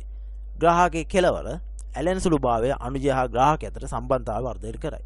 අනුජය ගැලවීම වැළැක්වීමට කුඩා ප්ලාස්ටික් ආවරණයක් ආවරණය කරයි. උදාහරණයක් වශයෙන් අලි පෙර සහ අඹ සඳහා මේ ස්ටෝන් බද්ධය සිදු කරයි. ඔව්. මේකද වෙන්නේ මේ අනුජයේ පහළ කෙරවල දෙපැත්ත කූඤ්ඤක ආකාරයට කපා ගැනීමක් වෙන්නේ අනුජය හා ග්‍රාහකයේ කැපු විගසම සම්බන්ධ කිරීමක් වෙන්න ඕන. ග්‍රාහකයේ සහ අනුජය දැන් අපි ගන්නොත් මේක වෙන්නේ මම රූප සටහනේ මාර්ගයෙන් පැහැදිලි කරන්නම්. ඉතාමත් ලපටි පැලවල තමයි මේක කරන්නේ. ඒතර මේකෙදි අනුජය අපිට සෑදල බද්ධය වගේ අනුජය කූඤ්ඤ බද්ධයට මේක සමානයි. සෑදල බද්ධය වගේ අනුජය පලලා කිලිම අර ලපටි සතිය ප්‍රමාණ ලපටි පැලවලට තමයි මේක කරනවා කියලා කිව්වම මුලින්ම පලලා තමයි මේ බද්ධය සිදු කරන්නේ. ඔකට පේනවා මම ස්ටෝන් බද්ධය කොහොමද සිදු කරලා තියෙන්නේ කියලා මම මහලුකු විස්තර කරන්න අවශ්‍ය වෙන්නේ නැහැ. ඉතාමත් අපිට පැලවලට තමයි මේක සිදු කරන්නේ. එතකොට සාමාන්‍යයෙන් මේ බද්ධය අනුජය සහ ග්‍රාහකයේ ආරක්ෂාව සඳහා යම් ආවරණයක් එහෙම නැත්නම් ප්ලාස්ටික් කොපුවක් ආධාරයෙන් ආවරණය කරන්න පුළුවන්. ඒක තමයි කිව්වේ. right. ඔව්. බද්ධයක වෙලීම සිදු කරන ආකාරය. අපි කතා කරමු කතාව තමයි කටිය මේ මොකද කියලා බලන්න. ඉතින් මොකද මේ බද්ධය මේ වෙලන්නේ හැම වෙලම මං කිව්වේ පහළ සිට ඉහළට. අපි බලමු මොකද මේ බද්ධය පහළ සිට ඉහළට වෙලීම සිදු කරන්නේ කියලා. ඔව්. ජලය ඇතුළු වීම වැළැක්වීම සඳහා බද්ධයක් වෙලීම පහළ සිට ඉහළට කළ යුතුය. බද්ධය කරන ලද ස්ථානයේ ඉහළින් ගැටය දැමිය යුතුය. ඔයකට පේනවා මේ බද්ධය කොහොමද කරලා තියෙන්නේ කියලා. සාමාන්‍යයෙන් මේ ජලය ඇතුළේ දැන් පහළ සිට ඉහළට තමයි වෙලන්නේ. අපිට උඩ ඉඳන් පහළටත් ඕන වෙලන්න පුළුවන්. නමුත් එහෙම වෙලොත් ජලය ඇතුළේ වෙනවා. පහළ සිට ඉහළට වෙලොත් ජලය ඇතුළේ වෙන්නේ නැහැ. ජලය පහළට ගලාගෙන යනවා. අර බද්ධය වෙන්නේ පහළ සිට ඉහළට වෙලා තියෙන ආකාරයත් එක්ක මේකෙදි කරන්නේ බොහොම සරලව ගොත් බද්ධය සිදු කරලා ඉවරලා බද්ධය සම්බන්ධ වීම සඳහා පහළ සිට ඉහළට බද්ධ පටින් වෙලලා උඩින් ගැටයක් දැමීම තමයි මේකෙදි කරන්නේ. right. බද්ධය සාර්ථකදයි බැලීම. ඔව්. සති දෙකකට පසු වෙලුම ලිහා බලන විට අංකුරය කොළ පැහැතිව පවතිනම් බද්ධය සාර්ථකයි ඇත. අපි දන්න ළමයි සාමාන්‍යයෙන් බද්ධය සති දෙකකට පසු මේ පමණ පසු මේක බද්ධය වෙලලා ඒ කියන්නේ වෙලුම ලිහා බැලුවන් පස්සේ බද්ධයේ අංකුරය කොළ පැහැතිව පවතිනම් බද්ධය සාර්ථකයි කියලා තමයි අපි සාමාන්‍යයෙන් කියන්නේ. right. අපි බලමු මොකද මේ බද්ධ අසංගතිය කියන්නේ කියලා. බද්ධ අසංගතිය. ශාකයක් බද්ධ කිරීම සඳහා යොදා ගන්න ලබන ග්‍රාහකය සහ අනුජය නිසි ලෙස සම්බන්ධ නොවීම නිසා සිදුවන බද්ධ අසාර්ථකත්වය බද්ධ අසංගතිය වේ. මෙම ශාක ටික කල දුර්වල ලෙස වර්ධනය වී පළදරා පසුව බද්ධ සන්ධීන් කඩා වැටේ. ඔව්. බද්ධ අසංගතිය කියලා කියන්නේ බද්ධයේ ශාකය බද්ධ කිරීම සඳහා යොදා ගන්න ලබන ග්‍රාහකය සහ අනුජය. අපි දන්නවා මේ කැපුම් පුෂ්ඨ නිසි ලෙස සම්බන්ධ නොවීම නිසා සිදුවන බද්ධයේ අසාර්ථකත්වයට තමයි ඔය බද්ධ සංගතිය කියලා කියන්නේ. සරලව කිව්වොත් එහෙම ශාකයේ අනුජය සහ ග්‍රාහකයේ හරි ආකාරයට සම්බන්ධ නොවීම නිසා බද්ධයේ අසාර්ථක වීම තමයි ඔය බද්ධ අසංගතිය කියලා අපි හඳුන්වන්නේ. නැවතත් කිව්වොත් ශාකයක අනුජය සහ ග්‍රාහකය නිසි ලෙස සම්බන්ධ නොවීම නිසා බද්ධය අසාර්ථක වීම තමයි ඔය බද්ධ සංගතිය කියලා කියන්නේ. මේ වගේ ශාක තමයි ටික කාලයක් පළදරලා අර බද්ධ සංධියෙන් කඩා වැටීම වෙනවා ටික කාලයකට. එතකොට ඒ ශාකයෙන් වැඩක් නැහැ. ඒක තමයි කියන්නේ බද්ධ සංගතිය වෙන දේ ඒක තමයි. right. බද්ධ සංගතියේ ලක්ෂණ. බද්ධයේ සාර්ථක වීමේ ප්‍රතිශතය අඩු වීම. ඔව්. බද්ධයේ සාර්ථක වෙන්නේ නැහැ. මොකද මං කිව්වා ටික කාලයක් ගිහිලා බද්ධය හිටියම ශාකේ කඩාගෙන යනවා කියලා. කියන්නේ බද්ධ සංධියෙන් කඩාගෙන වැටෙනවා කියලා. බද්ධයේ සාර්ථක වී වර්ධනය වේ සිදුවොද ශාකේ හිටියටම යනවා. මේ බද්ධ සංගතියේ ලක්ෂණය තමයි බද්ධය සාර්ථක වී වර්ධනලා ඒක සිදු වුණත් ඒක හිටි හැටියේ ඒ ශාකේ මිය යෑම සිදු වෙනවා. පත්‍ර කහපෑවීම හා අපරිණත වීම අපරිණත පත්‍ර වැටීම මේ බද්ධ අසංගතියේ ලක්ෂණයක් විදිහට තවත් ලක්ෂණයක් විදිහට අපි දකින්න පුළුවන්. ඔව්. අපි ගත්තොත් මේ බද්ධ අසංගතිය ගත්තොත් මේ ශාක පත්‍ර මොකද බද්ධේ මම කිව්වා අනුජය සහ ග්‍රාහක කොටස් දෙක එකට සම්බන්ධ වෙලා නැති හේතුවෙන් තමයි මේක වෙන්නේ. එතකොට පත්‍ර ගත්තොත් මේ ශාක පත්‍ර ගත්තොත් කහපෑ වෙනවා. ඒ වගේම අපරිණත පත්‍ර වැටෙනවා. කියන්නේ පරිණත නැති ලපටි පත්‍ර වැටීම සිදු වෙනවා. කුඩා කුරු ශාක ඇති වෙනවා. කියන්නේ අර අනවශ්‍ය විදිහට කුඩා කුරු ශාක ඇතිවීමක් මේ අසංගතියේ ලක්ෂණයක් විදිහට අපි දන්නවා වෙනවා. බද්ධ සංදි ඉදිමුමක් ඇති වෙනවා. අපි දන්නවා සාමාන්‍ය බද්ධ කරාට පස්සේ මේ බද්ධ සංදි ඉදිමුමක් ඇති වුණොත් ඒ බද්ධ අසංගතියේ ලක්ෂණය කියලා තමයි කියන්නේ. බද්ධ සංදියෙන් ශාකයේ බිඳී යාම හා එම බිඳීම පැහැදිලි හා සිනිඳු බිඳීමක් වෙනවා. ඔව් බද්ධ සංදියෙන් ශාකයේ බිඳී යාම ඒ බිඳීම තමත් පැහැදිලිව අපිට නිරීක්ෂණය කරන්න පුළුවන්. ඒක තා පැහැදිලි බිඳීමක් කියලා තමයි ඔය කියන්නේ. right. අපි බලමු සාර්ථක බද්ධයකට බලපාන සාධක මොනවද කියන එක. බද්ධයක් සාර්ථක වීම සඳහා මොනවද බලපාන්නේ කියලා. උද්දිත විද්‍යාත්මක සමාන ශාක යොදා ගැනීම. ඔව්. අපි ගත්තොත් සාමාන්‍යයෙන් බද්ධ අසංගතිය කියන්නේ අනුජය සහ ග්‍රාහකය අතර මනා බන්දුතාවයක් එහෙම නැත්නම් මනා ගැළපීමක් තියෙන්න ඕන. මොකද උද්දිත විද්‍යාත්මක අසමාන ශාක ගත්තොත් හරියන්නේ. දැන් උදාහරණයක් වශයෙන් ගත්තොත් එහෙම අඹ වල්ලඹ ශාකයකට වල්ලඹ වේවා කොහු අඹ වේවා වල්ලඹ ශාකයක් අපි හිතමු. කොහු අඹ ශාකයක් කියලා ගමේ ගොඩේ තියෙන කොහු අඹ ශාකයකට කරත කොළඹ ශාකයක් බද්ධ කරනවා. ඒතර ඒ බද්ධ ඒ ශාක දෙක උද්දිත විද්‍යාත්මක සමානයි. ඒ කියන්නේ අඹ අඹමයි. ඒ වර්ගයට සමානයි. අඹ අඹමයි. නමුත් අඹ ශාකයක් දෙරුම් ශාකයකට රෝස ශාකයට ඒ වගේ බද්ධ කරොත් ඒ එක සංගතියක් වීම සඳහා බලපානවා. ඒ කියන්නේ අසාර්ථක වීම සඳහා බලපානවා. ඒක උද්දිත විද්‍යාත්මක ගැළපෙන්නේ. නමුත් අඹ ගහකට බද්ධ කරොත් ඒක ගැළපීමක් වෙනවා. දෙවෙනි එක අනුජය හා ග්‍රාහකේ හැකි ඉක්මනින් බද්ධ කරනවා. අපි ගන්නවා සාමාන්‍යයෙන් අනුජය සහ ග්‍රාහකයේ ඒ පැලුම් එහෙම පැලුමක් හෝ යම් තුවාල කිරීමක් සිදු කර විගසම අනුජය හා ග්‍රාහකේ හැකි ඉක්මනින් සම්බන්ධ කරන්න ඕන. ඒ සම්බන්ධ කරලා තමයි බද්ධය සාර්ථකත්වයට මේකත් බලපානවා. අනුජය හා ග්‍රාහකේ ඊළඟට අනුජය හා ග්‍රාහකේ එකම විශ්කම්බයක් දැරීම. ඔව්. අපි දන්නවා සාමාන්‍ය අනුජය හා ග්‍රාහකේ එකම විශ්කම්බයක් තියෙන්න ඕන. හැබැයි මේක පැතිබද්ධය හා කිරුළු බද්ධයට මේක අදාළ වෙන්නේ නැහැ. නැවතත් කිව්වොත් පැතිබද්ධය හා කිරුළු බද්ධයට මේ අනුජය සහ ග්‍රාහකේ එකම විශ්කම්බයක් දරනවා කියන එක අදාළ නොවේ. අනුජය හා ග්‍රාහකේ ඊළඟ අනුජය හා ග්‍රාහකේ කැපු ස්ථානයේ තා පිරිසුදු තත්ත්වයේ තිබෙති. ඔව්. සමහර දැන් අපි දන්නවා දැන් අනුජ සහ ග්‍රාහකේ දැන් මේක අපි තුවාල කරනවා. ඒතකොට මේ තුවාල කිරීම එහෙම නැත්නම් අනුජ සහ ග්‍රාහකේ කැපුවාට පස්සේ මේ කැපු ස්ථාන ඉතා පිරිසුදු තියෙන්න ඕනේ. මොකද මේවා අතින් අල්ලන්න එහෙම යන්න හොඳ නැහැ. මොකද විස බීජ වගේ එහෙම නැත්නම් අතේ යම් රෝගකාරක ශුද්‍ර ජීවීන් ඒ වගේම යම් රෝගකාරක ජීවීන් ඉන්න පුළුවන්. මේ රෝගකාරක ජීවීන් ශාකය ඇතුළේ ගියොත් මේ ශාකයේ විනාශ වීමක් සිදු වෙනවා. ඒ හින්දා බද්ධය සාර්ථක වෙනවා. කැම්බීම හොඳින් සම්බන්ධ වෙන පරිදි අනුජය හා ග්‍රාහකේ සම්බන්ධ කිරීම. ඒක තමයි ප්‍රධාන මූලධර්මය මේ බද්ධ කිරීමේ. කැම්බීම් පටක ආශ්‍රිතව තමයි තියෙන්නේ ප්ලෝයම සහ සෛලම් වාහිනී. මෙන්න මේ සෛලම සහ ප්ලෝයම වාහිනී අනුජය සහ ග්‍රාහකේ හොඳින් සම්බන්ධ වෙන්න ඕන. සම්බන්ධව තමයි බද්ධය සාර්ථක වෙන්නේ. බද්ධ කළ ස්ථානය පහළ සිට ඉහළට වෙලිය යුතුය. අතර බද්ධ කළ ස්ථානයේ ඉහළින් ගැටේ දැමිතිය. මේකත් ඉතාමත් වැදගත් සාධකයක්. මොකද බද්ධයක් අපි කරනකොට බද්ධය පහළ සිට ඉහළට අනිවාර්යෙන් සිදු කළ යුතුයි. මොකද නැවතත් කිව්වොත් බද්ධයක් සිදු කර අවසානයේ බද්ධ කිරීම වෙලීම කළ යුතුයි. එහිදී බද්ධය වෙලීම සිදු කරන්නේ පහළ සිට ඉහළට තමයි බද්ධ පටිලින් වෙලීම සිදු කරන්නේ. එතකොට මේකත් බද්ධ සාර්ථක වීම සඳහා බලපානවා.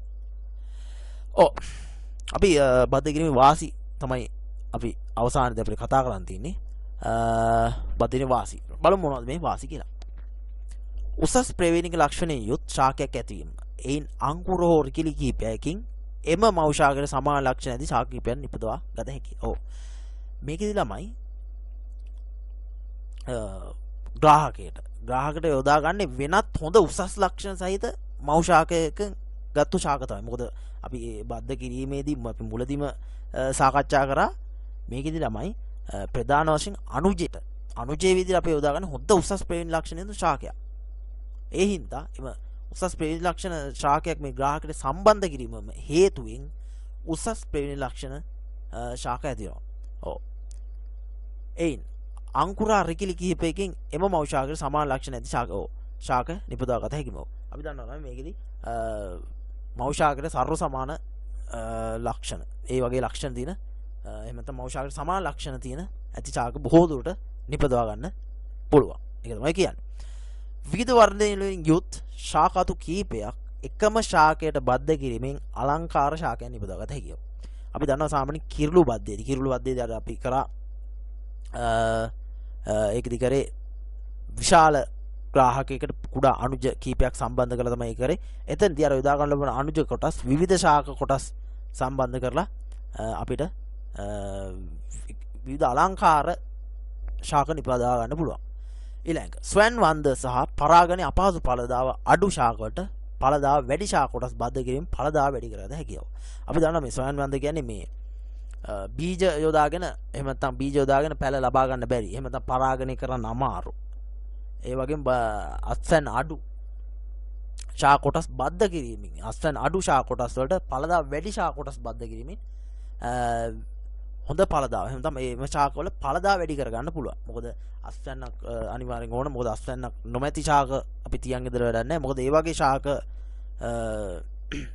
කෙලින්ම ඉවත් කරලා එහෙනම් ඒ වගේ ශාක වලින් එහෙම නැත්නම් අස්වැන්න අඩු ශාක වලින් අස්වැන්න අඩු ශාක වැඩි අස්වැන්නක් ලැබෙන ශාක වලට පරිවර්තනය කිරීමක් මේ බද්ධ කිරීමයි කරන්න පුළුවන්. ඒක තමයි කියන්නේ. ඊළඟ දුර්වල මූල පද්ධතියක් හෝ රෝගී මූල පද්ධතියක් ඇති විට නිරෝගී ශාක මුලක් බද්ධ කිරීමෙන් හානි වූ කොටසේ බලපෑම ආවම කරගත හැකිය. ආරුක්කු බද්ධය. මේ යටතේ අපි උදාහරණ විදිහට ගත්තොත් ආරුක්කු බද්ධය. ඒ කියන්නේ මේ සාමාන්‍ය දුර්වල මූල මණ්ඩලයක් සහිත ශාකයකට එම ශාකයේ ඒ විදිහම තියෙද්දිම ඒ ශාකය මොකද එකවර ඉවත් කළා දැම්මොත් මොකද එහෙම නැත්නම් කාලයක් ය දැන් දුර ශාකයේ මූල මණ්ඩලයෙන් තමයි පෝෂක ජලය ඒ වගේ සියලු දේවල් ගන්නෙ. එතකොට මේ ශාකය මිය යෑමේ සම්භාවිතාවය එහෙම නැත්නම් ශාකයේ විනාශ වීමේ සම්භාවිතාවය වැඩි. සමහරකට ඒ ශාකයේ වටින ශාකයක් වෙන්න පුළුවන්. ඒ ශාකය. නමුත් රෝගී මූල පද්ධතියක් තියෙන ශාකය වෙනස් ශාකයකට බද්ධ කිරීමක් කරලා අපිට ඒ මූල මණ්ඩලයේ බලපෑමට ලක් වෙච්ච ශාකයේ විනාශ වීමේ හැකියාව අයමත හානි වූ කොටසේ බලපෑම අවම කරන්න පුළුවන්. පැහැදිලි මොකද? මම කියපු දේ පැහැදිලි ඇති. හානි වූ කොටසේ බලපෑම අවම කරගන්න පුළුවන්. ඒකට බද්ධයට උදාහරණ විදියට ආරුක්කු බද්ධය අපිට සලකන්න පුළුවන්. රයිට්. ඊළඟට යන්න. ඉතා උසට වැඩෙන ද්විබීජ පත්‍ර ශාක මිටි ඵලදාව වැඩි ශාක බවට පත් කරගත හැකිය.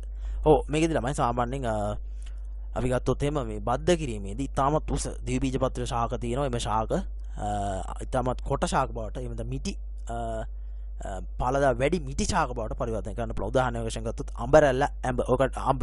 ඔකට ගොඩක්ම දැකලා ඇති මේ අඹරැල්ල අඹ වගේ ශාක ගත්තොත් එimhe ශාක මේ ඉතාමත් උසයි. මේ දීබීජ පත්‍ර ශාක අඹරැල්ල අඹ කියන්නේ ශාක ඉතාමත් උසයි. නමුත් බද්ධ කිරීම මගින් තමත් කුඩා ශාක බවට පත් කරන්න පුළුවන්.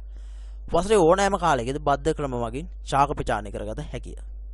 හැකියවීම. ඔව් අපි ගත්තොත් සාමාන්‍යයෙන් වසරේ මේකද සාමාන්‍ය මේ බීජ මගින් මේ පෙරෝහණය කරගන්නවා වගේ මෙහෙම නැත්නම් බීජ මගින් ප්‍රචාරණය කරගන්නවා වගේ නෙවෙයි. වසරේ ඕනෑම කාලයක අපිට අස්සන්න ගන්න පුළුවන්. මොකද බීජ මගින් ප්‍රචාරණය කරගත්තාම ඒක යම් කාලයකට සීමා වෙනවා. නමුත් මේකෙදි එහෙම යම් කාලයක් සීමා වෙන්නේ නැහැ. ඒක තමයි කියන්නේ. විවිධ ප්‍රදේශ වලට ගැලපෙනසේ ශාක නිපදවිය හැකිවීම. උදාහරණ දිවුල් දුරම් බදය. අපි දන්නවා සාමාන්‍ය දිවුල් කියන දේ වියලි කලාපයට ආවෙනික වූ දෙයක්. දුරම් කියන දේ එහෙම නැහැ. ඒක තෙත් කලාපය වගේ තමයි වැඩේ. නමුත්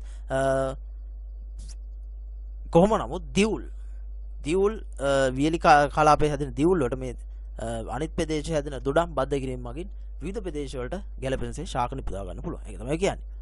අතු සිටුවා මුල් ඇදීමට අපහසු ශාක කිපයක් බද්ධ ක්‍රම මගින් ප්‍රචාරණය කරගත හැකියිම. ඔව්. අපි දන්නවා සාමාන්‍යයෙන් ශාක අතු ගත්තු ශාක අතු හිටවලා මුල්ලක් දාන්න බෑ ලේසියෙන්. සමහර ශාක තියෙනවා. ඒ ශාක වලට මේ බද්ධ ක්‍රම මගින් යොදාගෙන ශාක ප්‍රචාරණය කරන්න පුළුවන්. ඒක වාසියක් වෙනවා. මේකෙදි බද්ධ කිරීම මගින්. ඒක තමයි මේ කියන්නේ. රයිට්. බද්ධ කිරීමේ අවාසිය. බලමු මොකද්ද පළවෙනි අවාසිය කියලා. බද්ධ කිරීම පුහුණු ශ්‍රමය හා දැනුමක් අවශ්‍යයි. බද්ධ කිරීම අනිවාර්යෙන් ඒක කපන විදිය ඒ සියලු දේ ඔය කැම්බියම් මංකෝ කැම්බියම් සහ සනාල පටක මේවා සාමාන්‍ය මිනිසුන්ට කරන්න බෑ. යම් දැනීමක් ඕන. ඒතර පුහුණු ශ්‍රමයක් අවශ්‍යයි. ඉතාමත් පුහුණුවක් අවශ්‍යයි. එතකොට ඒක අවාසියක් විදිහට ගන්න. ඒක බීජ පත්‍ර ශාක සඳහා යොදාගත නොහැකිය. ඔව්. බලමු මොකද්ද මේ ඒක බීජ පත්‍ර ශාක සඳහා ඇයි මේක යොදා ගන්න බැරි කියලා මේ බද්ධ ක්‍රමයි. ඒක බීජ පත්‍ර ශාක කඳේ සනාල කලාප විසිරී පවතී. එම නිසා අනුජය හා ග්‍රාහකේ කැම්බියම හා සනාල පටක එකිනෙකට ස්පර්ශ නොවේ. එබැවින් බද්ධය අසාර්ථක වේ. ඔව්. අපි දන්නවා සාමාන්‍යයෙන් ඒක බීජ පත්‍ර ශාක. ඔය පොල් වගේ ශාක ගත්තොත් ඒක බීජ පත්‍ර අපි කෙලින්ම ගමු. ඒක බීජ පත්‍ර ශාක කතා කරොත් ඒ කඳේ සනාල කලාප විසිරීලා තියෙන්නේ. ඒ එක තැනක නෑ විසිරීලා තියෙන්නේ. එතකොට මේකේ මූලධර්මය තමයි බද්ධ කිරීමේ අනුජය සහ ග්‍රාහකය කැම්බියම් පටක හා සනාල පටක හොඳින් එකිනෙක ස්පර්ශ වෙන්න ඕන. නමුත් එහෙම විසිරී තිබ්බොත් මේ සනාල කලාප විසිරී තිබ්බොත් අර අනුජය සහ ග්‍රාහකේ කැම්බියම් හා සනාල පටක එකිනෙකට ස්පර්ශ වෙන්නේ නැහැ. මොකද විසිරීලා තියෙන්නේ. ඒ හින්දා මේ බද්ධ කිරීම එක බීජපත්‍රි වලට අපි කරන්නේ නැහැ. ඒක තමයි හේතුව. right. සෑම දී බීජපත්‍ර ශාකයක් සඳහාම සුදුසු නොවේ. අසංගතී ශාක අතරේ ඊටාම බහුලව පවතින නිසා භෝග කීපයකට පමණක් සීමා වෙතෝ. දැන් දී බීජ පත්‍ර වලට මේක බද්ධ කිරීම කරන්න පුළුවන් වුණාට ඒක එච්චර මේ මොකද ඒකට කියන්නේ ඒක එච්චර ප්‍රායෝගික නෑ. ඒ කියන්නේ අසංගතී එහෙම නැත්නම් අනුජය සහ ග්‍රාහකය නොගැලපීම හැම ශාකයක කියන්නේ ඊටමත් ශාක අතර බහුලවම තියෙනවා. ඒක හැම ශාකයකම කියන්න බෑ. බද්ධ අසංගතී කියන්නේ අපි කතා කරා බද්ධ අසංගතී කියන්නේ මොකක්ද කියලා. මේ බද්ධ අසංගතී කියන දේ ශාක අතර ඉතාමත් බහුලව තියෙනවා. දීපීත ශාක පත්‍ර අතර වුණත්. මොකද අසංගති කියලා කියන්නේ අනුජය හා ග්‍රාහකය නොගැලපෙන නිසා බද්ධය අසාර්ථකයි. මෙන්න මේ අසාර්ථකත්වය දීබීජ පත්‍ර බොහෝම දීබීජ පත්‍ර ශාක සඳහා තියෙනවා. යම් සීමා වෙච්ච ශාක කිහිපයකට පමණයි මේක කරන්න පුළුවන්. ඒකත් අවාසියක්. ශාක කොටස් වල තුවාල වීම වන නිසා රෝගකාරකයන් පහසුවෙන් ඇතුළිය හැකියි. ශාක කොටස් අපි ගත්තොත් අනුජය සහ ග්‍රාහකයේ තුවාල වීමක් මෙහිදී සිදු කරනවා. ඒතකොට මේ නිසා ඒ කොටස් වල අර අතේ තියෙන විස බීජ ඒ වගේ පරිසරයේ තියෙන රෝගකාරකයන් මේ ශාකට ඇතුළලා පහසුවෙන් රෝගකාරක ජීවන ඇතුළලා මේ ශාක කොටස් විනාශ කරන්න පුළුවන්. එහෙනම් ශාක රෝග ඇති වෙන්න පුළුවන්. ඒ හින්දා මේක අවාසියක් විදිහට දකිනවා. right. බද්ධ කිරීම සම්බන්ධ පාඩම අදින් මේ කොටස අවසන් වෙනවා. ඉතින් අපිට ලයික් කරන්න, කමෙන්ට් කරන්න, ෂෙයා කරන්න අපේ YouTube නාලිකාව සබස්ක්‍රයිබ් කරන්න. ඉතින් සිල් දෙනාට බොහොමත් ස්තුතියි. එහෙනම් අදට අපි ගියා ජය වේවා.